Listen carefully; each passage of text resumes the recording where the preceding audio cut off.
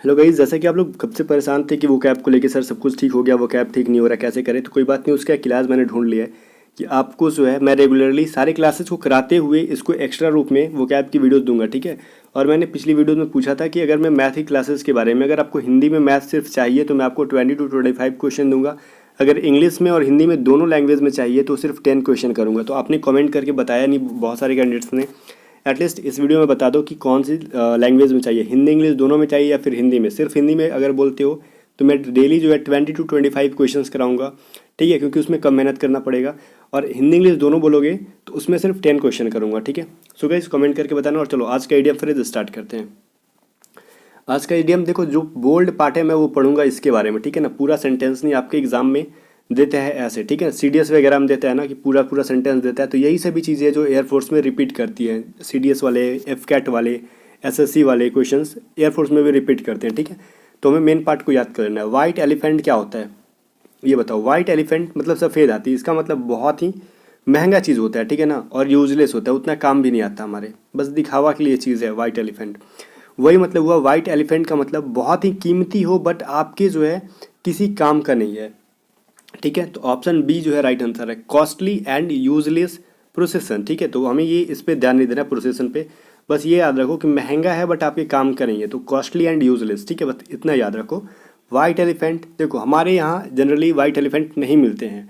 हमें कौन सा मिलता है, जो एलिफेंट मिलता है वो मिलता है, और काफ़ी वो बहुत ज़्यादा महंगा भी नहीं होता है अगर हम इससे कंपेयर करें तो वाइट एलिफेंट से, और वो काफ़ी काम लायक भी होते हैं। बट जब वाइट एलिफेंट की बात की जाए तो वो काफ़ी कीमती भी होते हैं और हमारे उतने काम के भी नहीं होते, ठीक है, बस दिखावा के लिए होते हैं।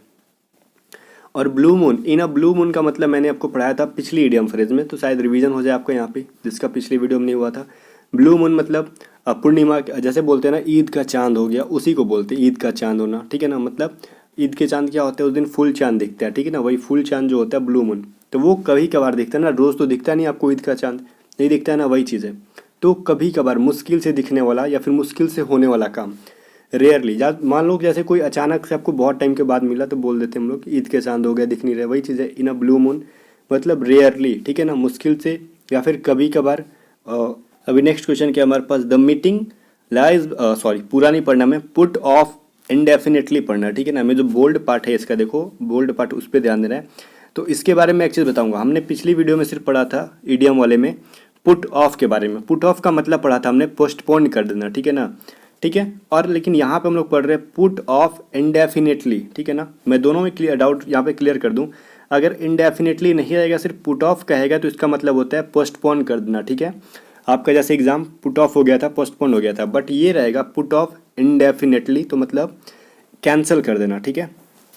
पुट ऑफ इंडेफिनेटली मतलब अनिश्चित टाइम के लिए पुट ऑफ कर दो, उसको आगे भेज दो, मतलब कैंसिल कर दो भाई, उसका कोई लिमिट ही नहीं है कुछ भी अब, ठीक है ना।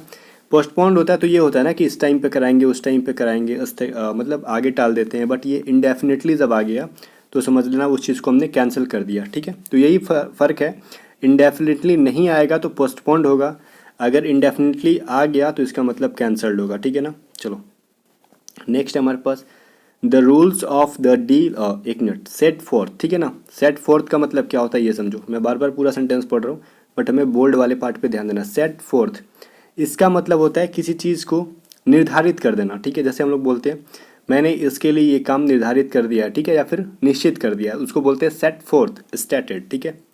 अब यहाँ पे देखो, यहाँ पे स्टेट का मतलब क्या होता है, STAT, स्टेट। स्टेट का मतलब होता है राज्य, ठीक है, स्टेट का मतलब हो गया राज। बस हमने स्टेट का एक नाउन हो गया, बट इसको हम EDE तो लगा नहीं सकते भाई लास्ट में, पास्ट तो नहीं बना सकते। तो ये मत समझना कि ये वर्ब है, नहीं है, वर्ब है ही नहीं, ये क्या एक स्टेट में हम लोग ED लगाए ही नहीं है। स्टेट का मतलब क्या हो गया, निर्धारित करना, ठीक है ना, तय कर देना। सेट फोर्थ का मतलब हो गया स्टेटेड। अब देखो यहाँ पे for a song, for a song का मतलब क्या हो गया, गाना गाने से रिलेटेड नहीं है यहाँ पे, ठीक है। यहाँ पे मतलब होता है बहुत ही सस्ते में कोई काम को कर लेना, बोलते हो आप लोग फॉर अ सॉन्ग, ठीक है, बहुत ही सस्ते में किसी चीज़ का निपट लेना, फॉर अ सॉन्ग हो गया, मतलब वेरी चीपली, ठीक है, बहुत ही सस्ते में, कम कीमत में, ओके। अभी यहाँ पे देखो गिवन अप, गिवन अप का मतलब क्या हुआ, आप लोग बोलते हैं ना कि नेवर गिव अप, ठीक है, नेवर गिव अप, ये गिवन क्यों है, बिकॉज ये सेंटेंस में इसलिए गिवन है, बट आपको गिव अप रहेगा, ठीक है ना। गिव अप का मतलब क्या होता है, छोड़ो मत, ठीक है ना, बीच में किसी भी चीज़ को छोड़ना नहीं है, कंटिन्यू करना है, ठीक है। वही चीज़, जैसे आप एयरफोर्स की प्रिपरेशन कर रहे हो तो गिव अप नहीं करना है, तब तक रहना है जब तक आपका एज है, ठीक है। और जब तक वर्दी नहीं मिल जाती तब तक गिव अप नहीं करना आपको, ठीक है। और वर्दी मिल ही जाती तो गिव अप करने की बात कहाँ से, आपने तो अपने डेस्टिनेशन को क्या कर लिया, पार कर लिया। तो वही चीज़ है, गिवन अप का मतलब क्या होता है, स्टॉप कर देना, रोक देना किसी चीज़ को, ठीक है, बीच में ही छोड़ देना, रोक देना, स्टॉप कर देना, ओके।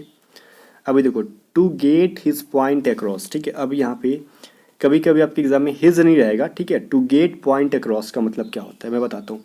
अगर कोई इंसान आपको कुछ समझा रहा है, ठीक है, कभी कभी हमें समझ में नहीं आता है, फिर कुछ टाइम के बाद बोलते हैं अच्छा अच्छा हाँ समझ में आ गया, तो वही बोलते हैं टू गेट पॉइंट अक्रॉस, ठीक है। या फिर बोलोगे मुझे आपकी बात समझ में आ गई, मेक देम अंडरस्टैंड, किसी को समझ में आ जाना, ठीक है। जब किसी को समझ में आ जाता है तो उसको बोलते हैं टू गेट पॉइंट अक्रॉस, ठीक है ना। टू गेट पॉइंट अक्रॉस का मतलब क्या हुआ, समझ में आ जाना। चलो अभी हमारे पास फेयर वेदर फ्रेंड्स, ठीक है ना। फेयर वेदर फ्रेंड्स का मतलब क्या होता है, देखो फेयर मतलब तो बोलोगे कि ईमानदारी से रिलेटेड है, ठीक है, स्पष्ट नहीं, वैसा नहीं है। फेयर वेदर फ्रेंड्स का मतलब होता है एक ऐसा फ्रेंड जो आपको मुश्किल टाइम में छोड़ दे, आपका क्या करे, साथ छोड़ दे, उसको बोलते हैं फेयर वेदर फ्रेंड्स, ठीक है ना। फेयर वेदर फ्रेंड्स का मतलब एक ऐसा फ्रेंड जो आपको मुश्किल टाइम में छोड़ दे। अब देखो यहाँ पे ए और बी तो ऊपर है, अभी देखिए ऑप्शन जो है सी और डी नीचे है, तो सी में देखो क्या है, friend who desert you in difficulties, ठीक है। डेजर्ट मतलब होता है छोड़ देना, आप लोग बोलोगे रेगिस्तान होता है, लेकिन छोड़ देना भी होता है, ठीक है ना। Friends who desert you in difficulties मतलब एक ऐसा दोस्त जो आपको डिफ़िकल्टी में, मुश्किल टाइम पे आपका साथ छोड़ दे, उसको बोलते हैं। अभी देखो इन्स एंड आउट्स, ठीक है। इन्स एंड आउट्स का मतलब क्या हुआ, इन्स मतलब, इन मतलब क्या होता है अंदर, आउट मतलब बाहर। अंदर और बाहर दोनों मतलब पूरी तरीके से, ठीक है, कंप्लीट डिटेल, ठीक है ना। अब बोलोगे फुल हिस्ट्री क्यों नहीं होगा, हमें हिस्ट्री से मतलब नहीं है, डिटेल मतलब है, इसका मतलब होता है पूरी तरीके से, मतलब कंप्लीट डिटेल, ठीक है ना। फुल हिस्ट्री नहीं, ये आपको देखने में सिमिलर लग रहा है बट ये इतिहास के बारे में कर रहा है या फिर किसी चीज़ की जानकारी, वैसा बात नहीं कर रहे। हम डिटेल में बता रहे हैं अगर किसी को, तो है ना, मान लो किसी मैटर को, सेंटेंस ही देख लो, ये ही knows the ins and outs of the matter, ठीक है। मतलब किसी मैटर को आप जानते हो तो उसका इतिहास नहीं जानते हो, उसके बारे में जान जाते हो, ठीक है। उसका मतलब क्या हुआ, उसकी डिटेल जान गया पूरी तरीके से। इन्स एंड आउट का मतलब हो गया कंप्लीटली या फिर कंप्लीट डिटेल, ओके। नेक्स्ट हमारे पास लास्ट है आज का, ये हमारे पास make good loss, make good the loss, ठीक है। इसका मतलब क्या हुआ, जब भी आपके वजह से किसी का नुकसान हो जाए, ठीक है, आपकी वजह से किसी का नुकसान हो तो आप उसको क्या देते हो, मुआवजा देते हो, भरपाई करते हो उसका, ठीक है, वही चीज़ है मेक गुड द लॉस। मतलब ये है compensate for the loss. Compensate का मतलब क्या होता है, मुआवजा, लिख लो मुआवजा, ठीक है। मुआवजा किस चीज़ का, फॉर द लॉस, आपकी वजह से जो उसका लॉस हुआ है उसको कंपनसेट करना, मतलब मुआवजा देना, जो लॉस आपने किया दूसरे का, उसके, ठीक है। तो यही थी, आई होप कि आपका 10 यहाँ पे आज रिवीजन हुआ होगा, और हम रेगुलर करेंगे तो आपको फिर अच्छा लगेगा। फर्स्ट क्लासेस में वैसे भी कोई चीज़ें उतनी अच्छी नहीं लगती। सो आई होप गाइस आप कमेंट करके बताओगे मैथ्स वाले क्लास के बारे में, हिंदी में या फिर दोनों लैंग्वेज में, ओके। मिलते हैं नेक्स्ट वीडियो में, तब तक वीडियो को शेयर जरूर करना, एयरफोर्स वाले किसी भी ग्रुप में हो वहाँ पे इस वीडियो को शेयर जरूर करना, ओके। चलो।